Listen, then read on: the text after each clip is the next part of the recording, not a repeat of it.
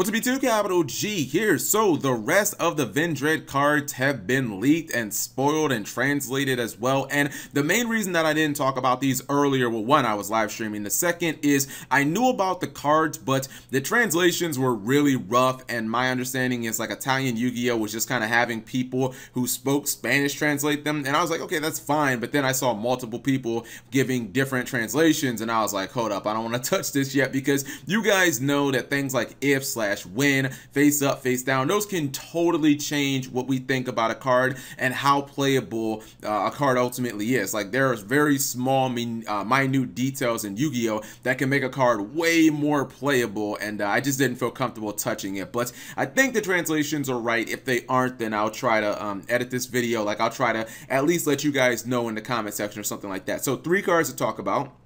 We have another trap card. I'm not sure exactly why like Vendreads are getting so many trap cards considering they're a ritual deck. We have a field spell and then a level 2 monster. Let's start off with the level 2 monster because I actually think that it's really good. Its empowerment effect isn't super useful, but it's still okay. So anyways, we have Vendread Strain. This is a dark zombie, level 2, 2000 defense on a dark zombie is whoa, it's level 2 and it has 2000 defense. It says if this card is sent to the graveyard, you can reveal 1 Vendread card in your hand, and then you can special summon this card but banish it when it leaves the field. A Vendread monster that is ritual summoned using this card on the field gains the following effect. You can only use the previous effects once per turn, so that first effect is a hard once per turn.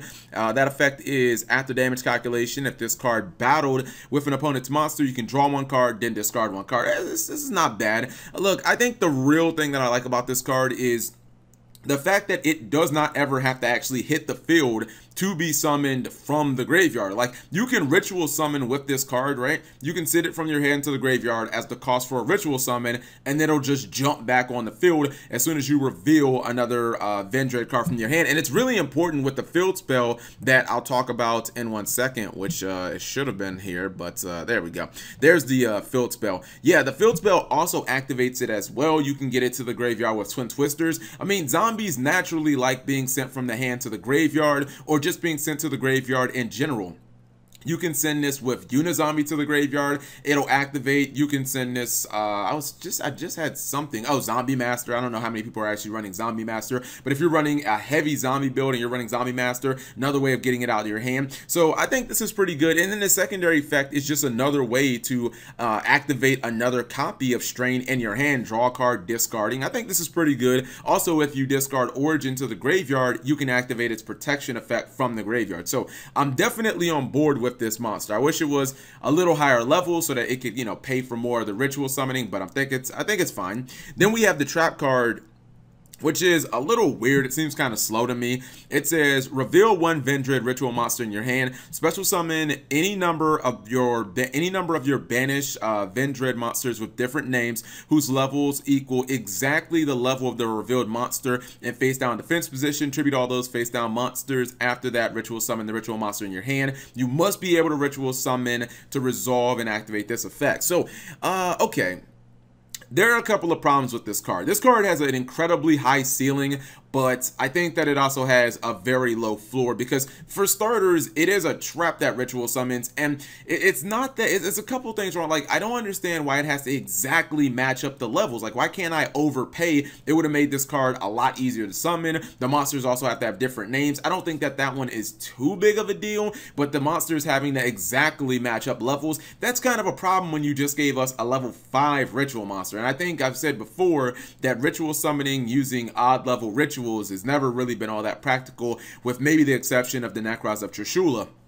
So this card seems okay, and it does empower your ritual monster with a bunch of like bonus effects because your Vendreads are now on the field, but it's a really slow card and you have to get your guys banished first. So I don't know, this is not a card you can really use turn 1. Like, this seems like a turn 3 or later card, and I don't know, man. It feels like you are probably, like, you probably have either control over the game at that point or you're probably fucked. So I don't really know how good this card actually is.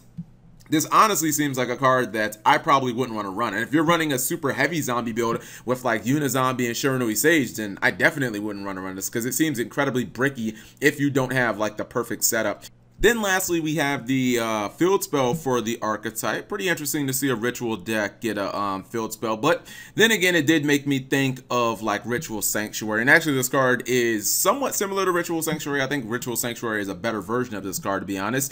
It's called Vendread Knights. You can discard a card, add a Vendread monster from your deck to your hand. You can only use this effect once per turn. When/if a Vendread monster you control destroys an opponent's monster by battle, you can banish a Vendread monster from your graveyard. That Vendread monster can make a second attack in a row on an opponent's monster. All right, that's fine. I mean, it definitely gives you a way of getting a bunch of monsters banished if you use it with Slayer, because Slayer can already banish a monster to make himself gain 300 attack and defense. I think you're going to run this because, as I said earlier, zombies historically don't mind being discarded from the hand. This kind of all goes back to like Mizuki, but then you also have just another Vendread monster that wants to be discarded from the hand so that he can easily special summon himself. So I think the field spell has a lot of potential, and it just gets you to where you need to go. Now, I think that you honestly might not be searching the rituals as much as you think. I think you might be searching some of the smaller pieces in Vendread, because sometimes when I play the deck, sometimes I'll have Slayer, but then I don't have any of the Vendread monsters to use to summon him. Sometimes I have it backwards, because you can get all the rituals with pre-preparation of rites. So that's why I'm thinking you might get some of the other monsters. I think ultimately, right, like I think my takeaway with Vendreads right now is these new support cards. Like, I think the trap, you don't really need to run it. I think the ritual spell card, or the ritual field spell, is fine. I wish the second effect was more impactful. Like, if you look at Ritual Sanctuary's second effect, the fact it kind of lets you like potentially get a monster from your graveyard and summon it back, and maybe you can trigger like a Star Seraph effect off that. That's really good, and it just does a lot more. Like, the second attack on a monster is okay, but I don't really know if it's gonna win or lose you a game, to be honest. When I look at Vendreads right now, I still don't think that they really have enough support, or enough great support. Like, they don't have any cards that make like instant advantage for the archetype. You're still making instant advantage with things like pre-preparation of rites and cards like, Unizombie, Shiranui Sage. It seems like the zombie engine, it's going to be really hard for them to get away from generic zombie support, because the generic zombie support is still so far ahead of where the Vendread cards are at. Like, the field spell's good, this card's good, the trap is not good. So why should I take out things like, 3 copies of Unizombie and Shiranui Sage and, all these other cards like Mizuki? It just seems like they're not going to be still their own deck without the zombie, without all the generic zombie stuff kind of duct taping it together, because this support honestly is not good enough to just play straight up Vendreads. Their old trap was basically a failure as well, so they've had 2 back-to-back really like traps that just don't do enough. They're just kind of slow. So again, high ceiling on this new trap card, but it's so fucking slow, and if you don't have the perfect like setup with it, you're gonna honestly end up discarding it for the field spell. You're gonna wish that you like honestly didn't even have it. So you guys let me know what you think. I would say, as far as like tier status, I honestly think that they're basically in kind of the same position that they were before. I don't think that they've gone up, they haven't gone down. They're probably like maybe a tier 2.5-ish deck, somewhere around that. Anyways, whatever you guys think, leave it in the comment section below. Thank you guys for watching the video, and subscribe if you have not already. Oh, also turn on those notifications for daily videos.